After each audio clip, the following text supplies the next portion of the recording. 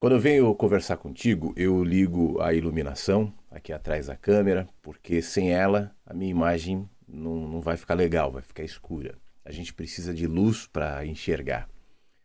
Mas se a gente ficar olhando diretamente para a luz, por exemplo, para o sol, é necessário, é fundamental, é imprescindível para a vida existir.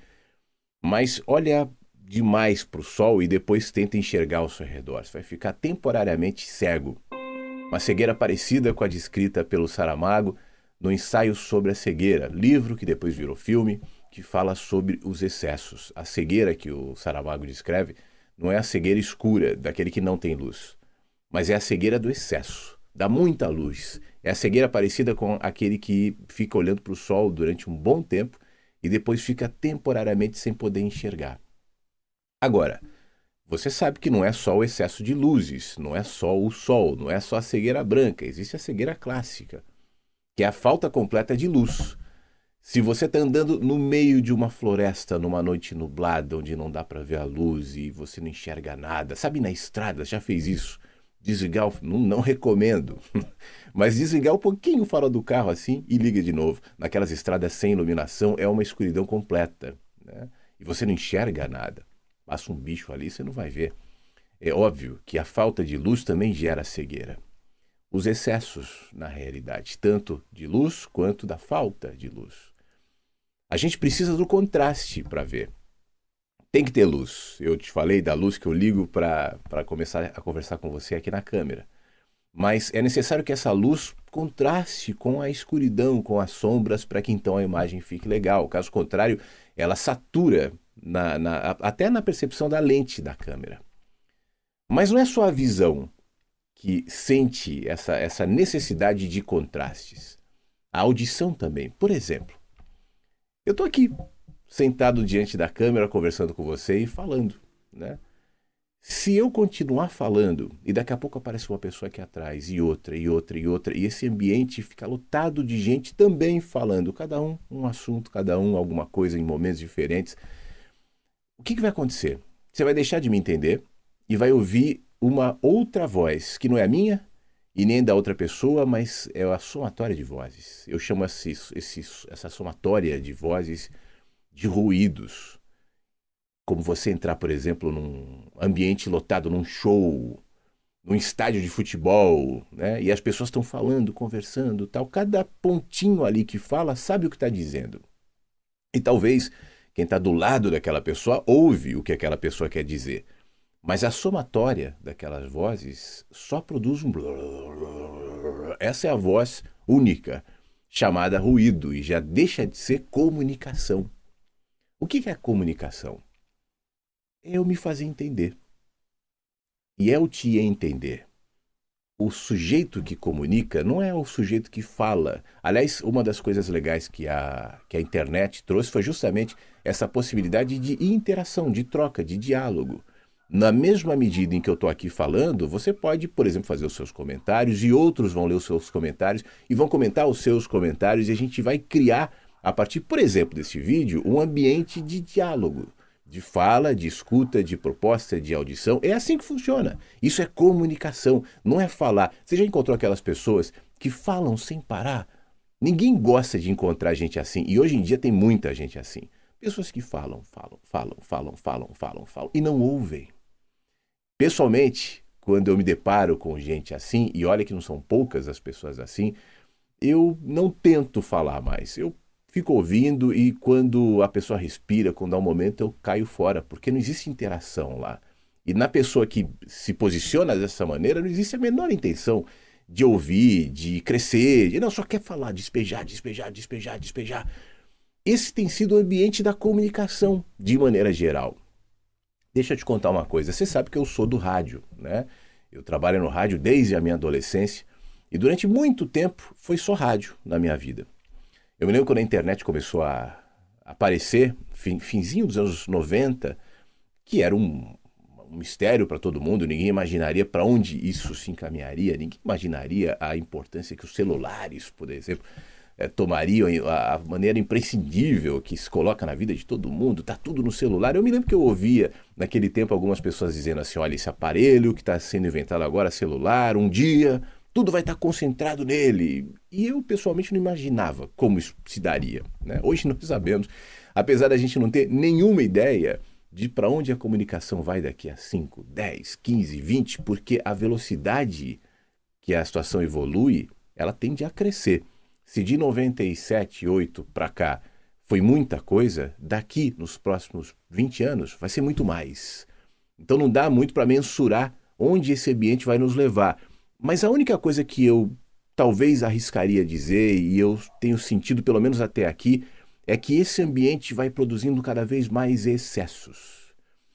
Aumentam as ferramentas, aumentam as possibilidades de interação, a comunicação se fragmenta, o que tem o seu lado positivo, deixa de se concentrar num veículo, por exemplo, de massa, né? Hoje já não temos mais. Antes tinha a TV, o canal de televisão, hoje a TV está aí, mas com uma força muito menor, porque isso se fragmentou. Claro que esse ambiente da internet é um ambiente, sobretudo, de negócio, de dinheiro, de grana, como tudo. Quem conduz a internet faz isso pensando em dinheiro. E quem quer dinheiro vai inventar ferramentas de controle. Então, a comunicação na internet, por mais que a gente tenha a ilusão de que é livre, não é, né? Você se discute hoje a partir de várias perspectivas, mas você sabe que não, o próprio algoritmo que está aqui não só para te vender um produto, mas também para, de alguma maneira, balizar as suas ideias, os seus pensamentos. Recentemente eu ouvia um comentário sobre uma pesquisa que saiu na Inglaterra em relação ao Brexit, a saída da Inglaterra da União Europeia. E foi um mistério, não se entendeu até agora muito bem, porque muita gente que se beneficiava da Inglaterra estar dentro da União Europeia votou pelo Brexit. E aí se descobriu que, especialmente no Facebook, houve uma campanha maciça de medo. Medo dos imigrantes, medo dos islâmicos, mesmo pessoas que se beneficiavam do Brexit. Então votaram por ele com medo, porque os algoritmos, uma vez que percebiam uma tendência daquelas pessoas a comprarem essa ideia, gerava uma enxurrada de falsas informações que produziam medo, né? Não precisa ir para a Inglaterra, para a União Europeia, é só olhar para o nosso país hoje e você vai ver isso. Medo para todos os lados. Isso não foi inaugurado agora e, infelizmente, não se encerrará nesse período, porque essa virou uma ferramenta de comunicação. Medo. E o medo, a exemplo do excesso, que agora há pouco eu falava, também nos ensurdece, também nos cega. Você está com medo, você, de alguma maneira, diminui o seu nível de racionalidade. E você passa a agir por instinto, por sobrevivência, porque nós todos temos esse instinto. O medo me impede de pensar. Se você está num ambiente, alguém grita bomba, um barulho, alguma coisa do tipo, você sai correndo. Você não vai parar para olhar, para refletir, para pensar, porque é um instinto de sobrevivência. Então, isso é muito trabalhado aqui também para que a gente não pense, para que a gente não sossegue, não silencie, não escute. E essas pausas, esses silêncios que favorecem a racionalidade, na minha opinião, são fundamentais para que uma comunicação seja eficaz. Mas como se a gente está submetido aos excessos? O padrão mental que se cria a partir das redes sociais, né, que nos acompanham do momento que a gente acorda até o momento que a gente vai dormir, nos torna reféns de conteúdos cada vez mais condensados. Então, por exemplo, conteúdo do Instagram, do TikTok, né, de segundos, de minutos, não pode passar disso. Qualquer conteúdo que passa de determinado tempo já se torna insuportável para a gente, não por falta de tempo. Eu me lembro, faz alguns anos, uma pessoa aqui no YouTube, eu gravava uns vídeos de mais ou menos no tempo desses que eu gravo aqui, 15 minutos, às vezes gravava até de mais, 20 minutos, mas eu me lembro que era um vídeo assim, tipo de 7 minutos, 8 minutos, e uma pessoa escreveu, foi a primeira vez que alguém me falou nesse sentido e aquilo me acendeu uma luzinha, já faz bastante anos. Disse assim, eu não consigo ver seus vídeos porque são muito longos. Acho que tinha uns 7 minutos, 8 minutos esse vídeo. E aí eu pensei, essa pessoa que não consegue ver o meu vídeo porque é muito longo, certamente não fica só 7 ou 8 minutos na internet, fica o dia inteiro. Então a questão não é o tempo do vídeo, porque tempo a pessoa tem, mas é a paciência de parar e de ouvir. Tanto é que se criou a ferramenta no WhatsApp, especula-se até no Netflix em pouco tempo de acelerar uma e meia, 2 vezes. O YouTube já tem essa aceleração de conteúdo. Problema nenhum, mas isso vai criando um padrão mental na gente de impaciência, de superficialidade e de excesso. E é justamente esse ponto que eu falava agora há pouco, relacionado à luz ou falta de luz. A gente deixa de ter o contraste. No excesso, na ansiedade, no acumular de informações, e na grande maioria impertinentes, a gente vai perdendo a habilidade de, no contraste, no silêncio, na pausa, no tempo, na maturação, refletir. Por isso, mais do que nunca, a racionalidade está em baixa. Pensar, questionar de verdade está em baixa. Hoje em dia se questiona para se defender a sua paixão. Por que as pessoas são tão fisgadas, tão manipuladas pela paixão, por exemplo? Por quê? Que tem gente que se apaixona por político. Você pode gostar mais de um, de outro, você pode tender mais à direita ou à esquerda. Tudo está aberto desde sempre. Aliás, desde a Revolução Francesa, a coisa da direita, da esquerda, as discussões, sempre houve, né? Problema nenhum nesse sentido. Mas por que não cabe mais nesse ambiente a conversa, né? O diálogo, a proposta, a concordância, a discordância, a pontos de convergência, porque é só paixão. Não é a política que cria esse ambiente de paixão, mas ela exacerba isso porque está presente nesse ambiente de comunicação onde a gente fincou as nossas tendas e mora. E nós estamos nos tornando assim. Um dia desse uma pessoa conversava comigo, falava sobre conteúdos, a gente está falando mais ou menos sobre isso, sobre boas ideias, livros, tal, e essa pessoa me disse o seguinte: olha, eu já nem leio muito mais porque o YouTube me fala sobre tudo. Eu quero um livro, aí eu procuro ali uma sinopse, um comentário. Isso pode ajudar? Pode. Mas uma pessoa que faz isso não percebe que está desabilitando nela a capacidade de se aprofundar num conteúdo. Existem comunicações, existem jeitos de entender, por exemplo, um conteúdo que é só um livro que pode te trazer, e não um vídeo. Por melhor que seja o vídeo, por mais legal, mais bem intencionado, mais conteúdos que ele tenha, e pode servir até de apoio para reforçar um conteúdo, para te explicar um ponto ou outro que você não entendeu, mas a gente vai deixando de lado, por exemplo, a habilidade de leitura. E a leitura tem entre tantos valores, um que é maravilhoso, que é a capacidade de te fornecer vocabulário, de enriquecer o seu conteúdo de vocabulário. E por que isso é importante? Você sabe por quê? Você pensa por palavras. Já reparou nisso? Você está me ouvindo, você está pensando enquanto eu falo, né? Esse pensamento provavelmente é em português, o seu idioma. Ou se você pensa em outro idioma, enfim. Mas são palavras. Quanto menos palavras nós temos, quanto mais pobre for o nosso vocabulário, menos possibilidade a gente tem de entender o nosso pensamento e de expressar aquilo que está aqui dentro. É como se nossa interioridade fosse um oceano absolutamente diverso e desconhecido e profundo e habitado por muita fauna e flora marinha. As palavras são anzóis que vão trazendo aquilo à tona e nos trazendo ao nível da racionalidade ou do conhecimento aquilo que antes habitava aqui na subjetividade da nossa interioridade. Nesse lugar onde a gente está, de excessos, de ruídos, de um monte de gente falando, de um monte de gente brigando, estimulando a briga, estimulando a discussão, estimulando o concordo, discordo. Não é debate, é a briga, como galos provocados em rinha. A gente perde esse anzol. A gente perde a capacidade de, na calma, no silêncio, pescar na subjetividade aquilo que nós somos. E a gente fica perdido.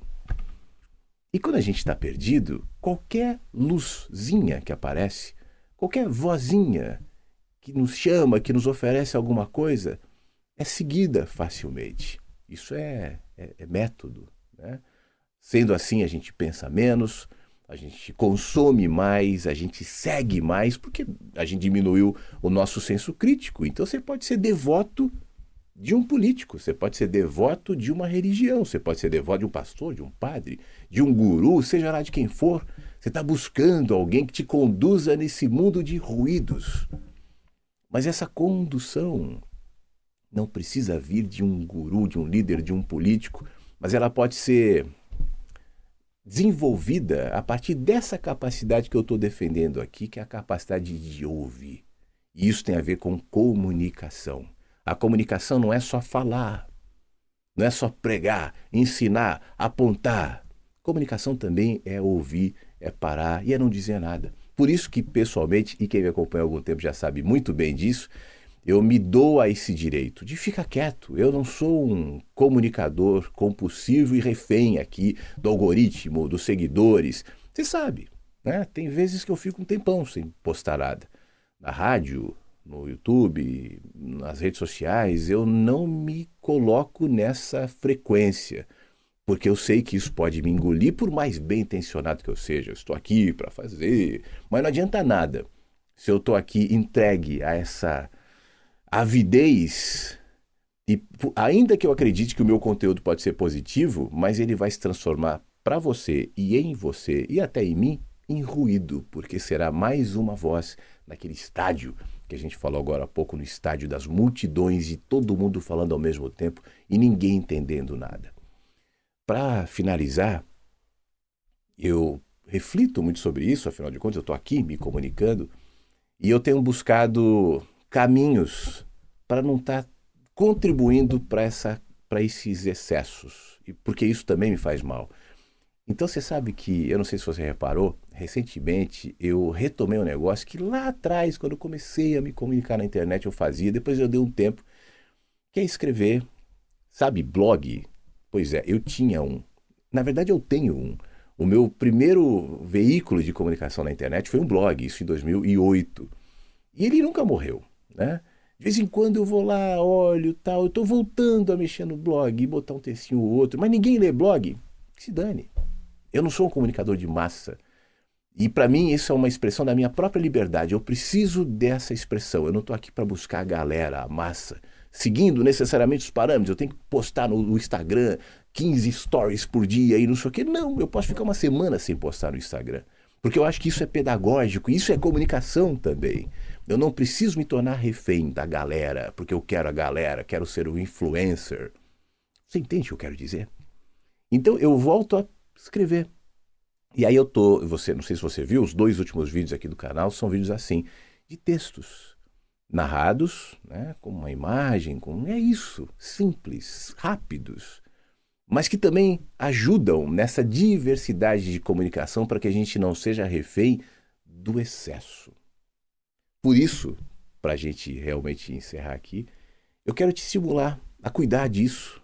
Cuidado com os excessos, cuidado. Não tem nada de certo ou de errado, não se trata disso, mas a gente precisa de contrastes. A gente precisa de contrastes para enxergar, a gente precisa de contrastes para ouvir, para comunicar, para entender. E às vezes a nossa angústia, às vezes o nosso sentimento de andar perdido tem justamente a ver com essa recusa de pausas, que sem perceber nós somos levados pela enxurrada de vozes, que não dizem nada. Dizem tudo ao mesmo tempo, mas não dizem nada. Aliás, esse vídeo aqui, ó, que eu postei essa semana, é um texto que eu escrevi um pouco falando sobre isso. Escrevi essa semana. Escrevi, não ia nem publicar. Mas aí depois eu fui reler e falei, poxa vida, foi aí que me veio. Eu vou gravar e vou publicar ele assim. Espero que sirva para que alguns entendam também. É possível a gente se conectar, é possível a gente se comunicar, é possível a gente propor, é possível a gente entender. Sempre foi. O ser humano é um bicho que evoluiu muito a partir da comunicação, desenvolveu a sua linguagem e tudo isso é fundamental.